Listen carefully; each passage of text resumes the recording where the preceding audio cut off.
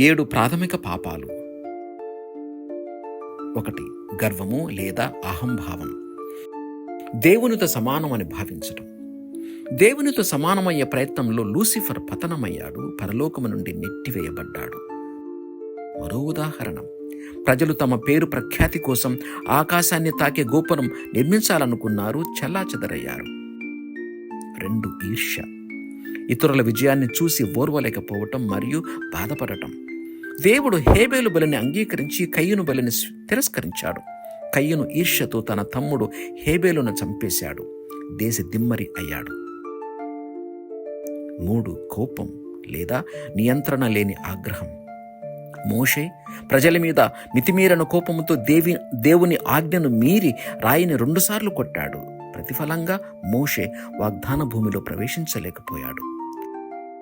4. అలసత్వం లేదా నిర్లక్ష్యం. ఒక సేవకుడు తన యజమాని ఇచ్చిన తన తలాంతును ఉపయోగించకుండా భూమిలో పాతిపెట్టాడు.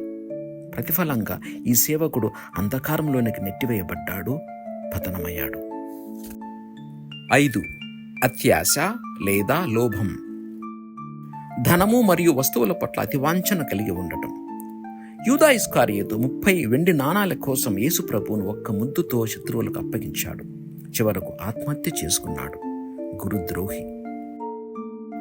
6. అతిలోలత్వం. ఆహారము మరియు పానీయాలను అతిగా ఆరగించటము, సేవించటం. ఇజ్రాయేలు ప్రజలు ఎడారిలో పూరేడు పిట్టలను అతిగా ఆరగించారు, ఎడారిలో దిక్కులేని చావు చచ్చారు.